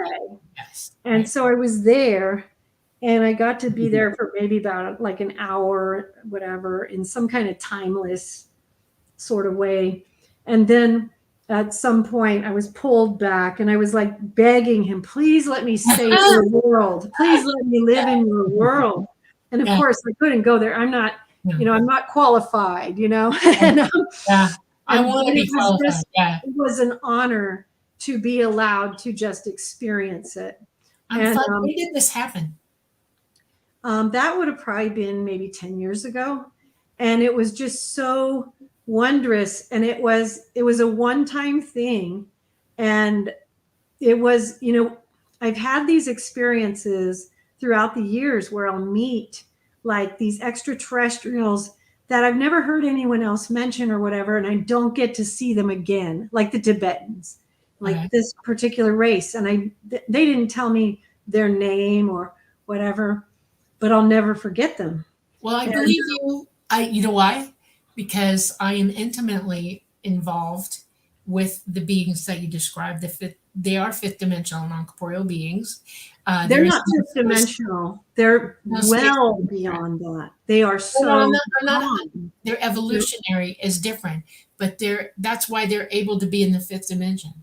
It is they're non-corporeal. They are billions of years in advance of us, and I fly with him. I fly with tall gray ETs. I'm an experiencer, and one of the beings that indwells the craft that they built in the fifth dimension, that I have absolute knowledge of and understanding and know how to fly it. I go in with him. We meld together just exactly like you, because all of their technology is pure light, all of it. Right. And I work with But them. he's not a gray. No, they're not grays. He Right.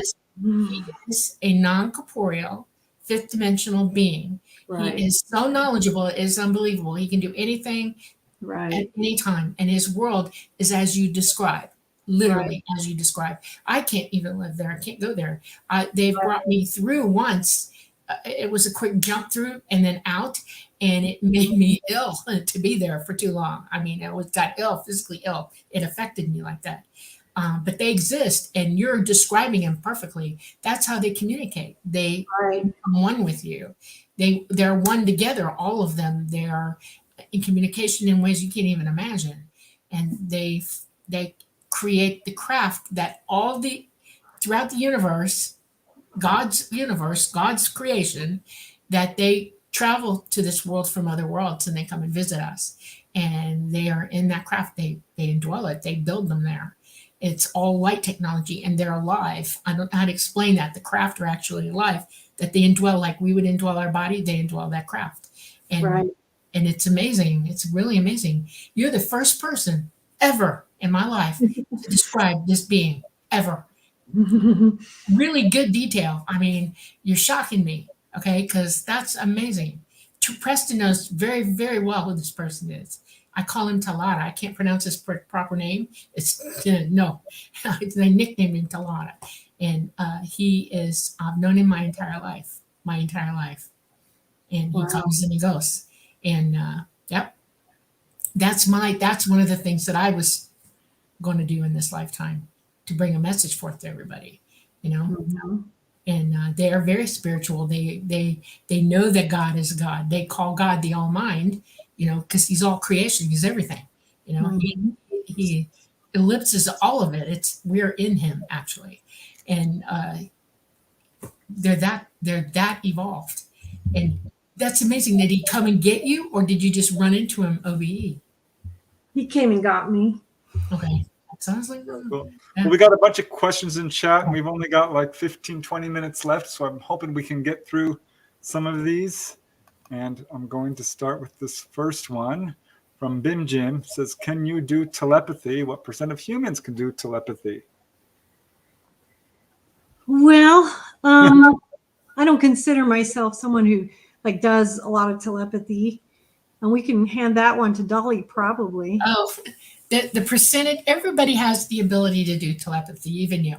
You're born with the innate ability. You have the hardware in your head to do it. But we're living on a planet where everybody's messing everything up and causing hate and fear. And, it's hard for you to develop the abilities. People have also been put down for it. You've been made to feel bad, wrong, and, shunned away from it. The percentage of people right now doing telepathy on this planet is probably close to 20%, 25, somewhere between those two numbers, which is small. And I think a lot of people have experienced it at some point in their life. Everybody experiences telepathy all the time. It's just not, the volume's not up on it. It's a natural human ability. Yeah, right. All right, well, here's another question. This one's specifically for you, Marilynn. We always encourage questions from the chat. And this is so this is an interesting question, because I get this a lot. And read it out so people can hear it, though. So the question, because some people don't get the visual, so I'm just going. We have Roku people; they can't see us; they only hear us on the radio. So I'm going to read the question just so other people know. The question is, did you experience the silver cord that OBE experiencers describe? So I get that question a lot, and the interesting thing is that I've never experienced the silver cord. Yeah. Because I never did either. And then finally I lost my mind. I'm like, I need to see it. And I did twice, but it took great effort. And I wondered about that. A lot of people don't. Yeah. I was reading this in the book. Some do, some don't. Yeah. Mhm. I didn't even, honest to goodness, I didn't even know anybody could see it until Preston said that he went looking for it and he found it. Because no, I don't. Yeah, So I've you've never seen it? it. I wonder why that is. I don't think we need to. We just know, Yeah. you know. All right. It's, Yeah. I guess it's just an energetic thing. All right. Well, let's move to the next. Well, I'm not sure if this is a question or so much a statement. I've started to accidentally have OBEs before, and I get too startled to continue and just slam right back into my super hot body. Well, maybe yours is super hot, and that's the problem. No, I was going to say, this is real common, and people get startled. And part of the process of the discipline is that you work on tempering the startled response and the excited response that people have, and the fear response. All these things actually cause you to slam right back in. Yep. And so there is a process of where you actually discipline yourself to deal with that startled response. And Come to Wisdom's Door can help you with that, starting on that process of disciplining your startled response. That's totally normal. Happens to everybody. Yeah. Part of the beginning process is everybody has to work through that and start tempering it. Yeah, for most people I've talked to, it was fear. They're like, it's so scary. I'm like, no, it's not that scary once you get doing it. But I would get so excited. Yeah. Just relax. Like you can't imagine riding on two wheels, and then when you finally get up on it and you're moving, it's like, wow, Yeah, and then sometimes too, like I would see one of my deceased friends and it'd be like, oh my God, you're here. And you get the super excited. Like you're talking.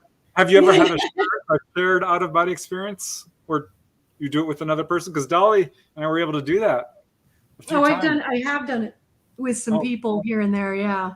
You can do cool. Mm-hmm. Nice. Have you ever been able to have someone alive see you as an apparition? Robert Monroe did that. And I've never been able to do it. I go in front of people and I'm a ghost. They cannot see me.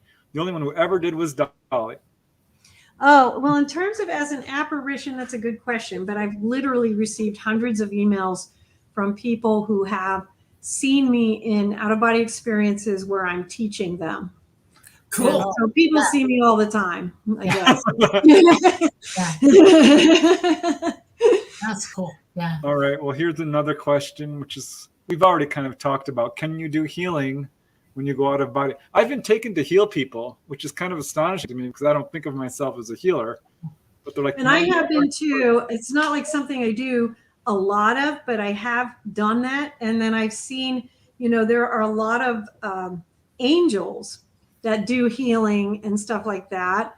And you'll see that there's a lot of that in these experiences. There's a lot of that. And there's a lot of spiritual teachers and spiritual guardians who come in and do healing on you. And it's not just healing, it's also vibrational raisings and things that are to help you in your spiritual progress. Yeah, just going out of body is very healing. Mm-hmm. That's true. The astral energies. You feel better when you come back. Yeah, absolutely. That's absolutely true. Yes. Mm-hmm. Which makes me want to bring up something because there's a guy who wrote about his out-of-body experiences. YRAM is the author. It's a pseudonym. But he talked about coming back and being able to levitate. And that happened to Robert Monroe twice. He fell down the stairs and floated down. And I've sometimes felt like there's times, I should have tried because I was walking on air. I wrote a book on levitation. I know you had an experience with that. And I wondered if you... Yeah, I want to know. I did have one, and it was years ago. And I had this experience where it was during the rites of passage, initiations, and the mysteries. I was taken to this underwater temple, and then I literally levitated all around the upstairs of my home. Yeah. But it was a one-time thing, you know, so Wow. it How old were was you? very exciting that one time. How old were you?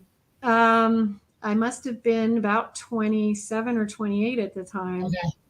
I'm So 58 now, so it's a long time ago. Yeah. The older I get, the less I'm able to pull it off now, you know. Okay. It's telekinetic, and Mhm. every now and then I'll wake up and I'm a little bit above the bed, but I slam right back down when I realize I'm doing it. And it's like, you know, and I don't know why I can't just go up anymore. And I don't know. I haven't figured that out yet. Oh. All right, well, here's another question from Maggie Smith. And she's asking, can you give us an idea of the difference between realm and dimension?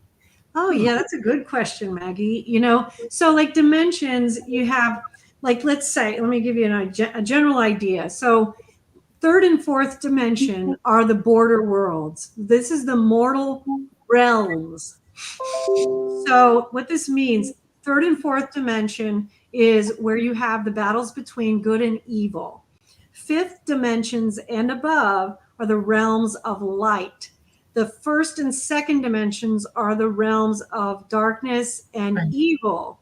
So the third and fourth dimension are these two dimensions. The fifth dimension is a dimension. There are a million different realms within the third and fourth dimension. Yep.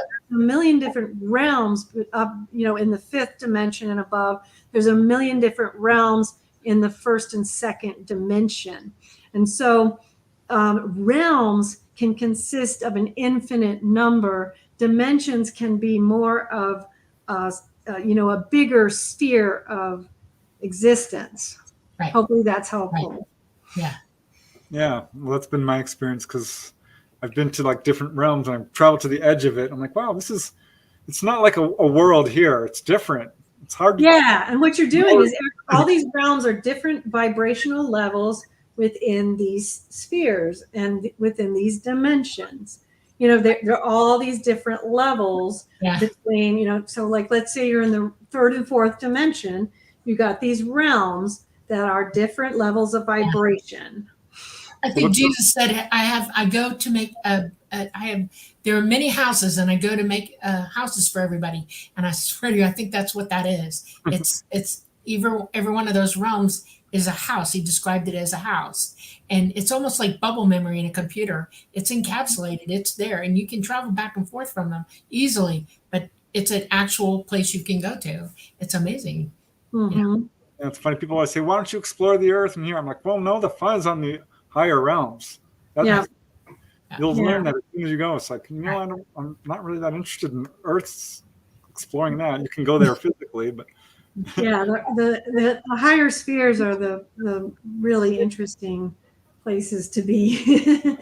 right. One more question. I have a question. The Crystal River. Oh, I want you to hear you describe that. The Crystal River. I'm serious. Oh, yeah, the Crystal River was the Golden River in the Crystal River the forest, which is this was the forest, and the trees were made of crystals, and everything was crystal river flowing. Yes. Yeah, the river was golden. It was golden. The trees had these rose quartz leaves. The trees, they were made of all sorts of, amethysts, and, so it was just this beautiful crystal forest. Smell them. Yes. Yes. They're beautiful. I've been there. I've seen it. Actually seen it. And Always I've never been back. And my one deal is when I leave here, I am going straight there. I'm going to sit down and have a root beer float and think about it.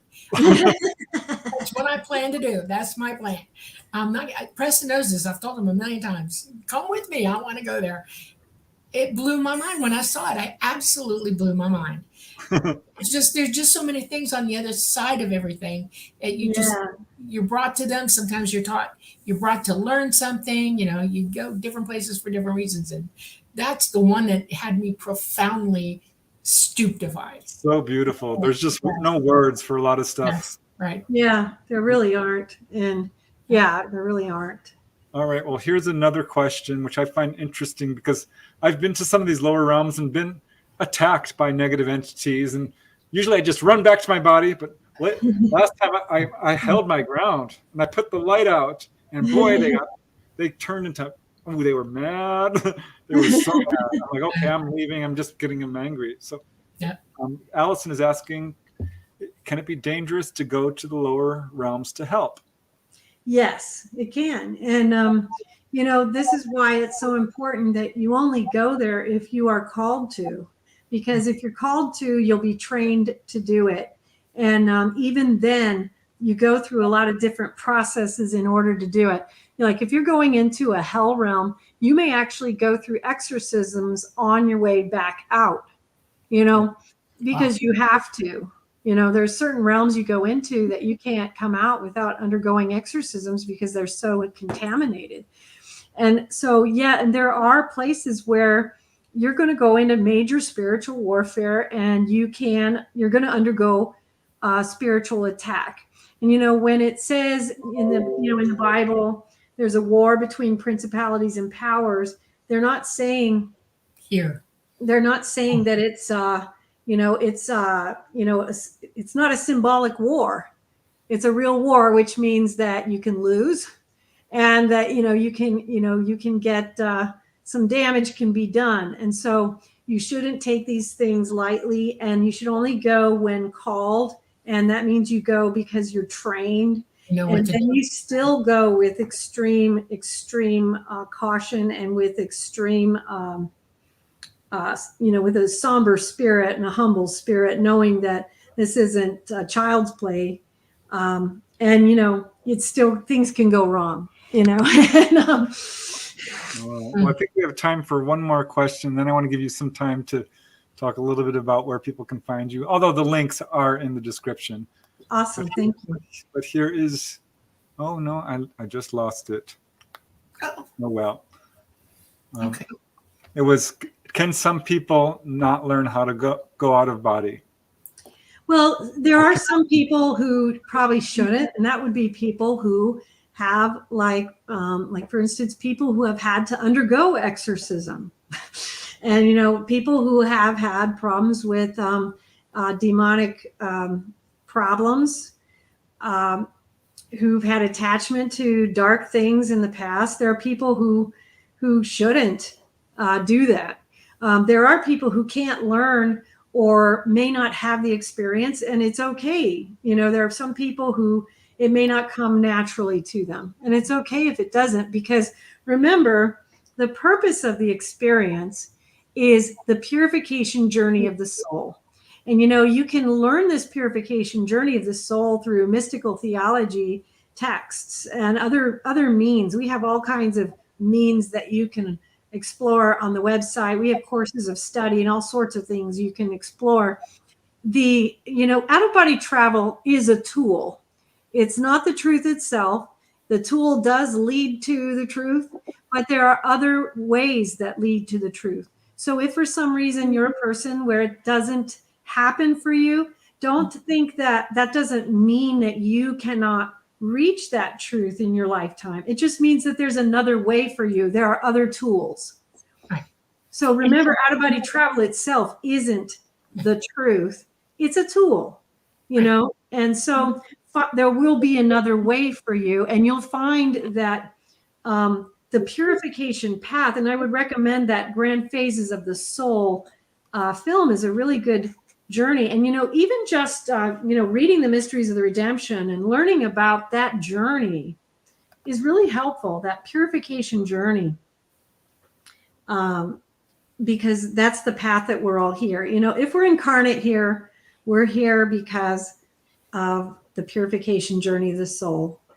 I talk a lot about, in all of my work, about the ancient sacred texts and the writings that were left behind by the great prophets, saints, mystics, and sages of all world religions from around the world, and how those were the last words they left behind before they achieved the final liberation, and that those are the great secrets that we're all here to find. Those are there for us Right.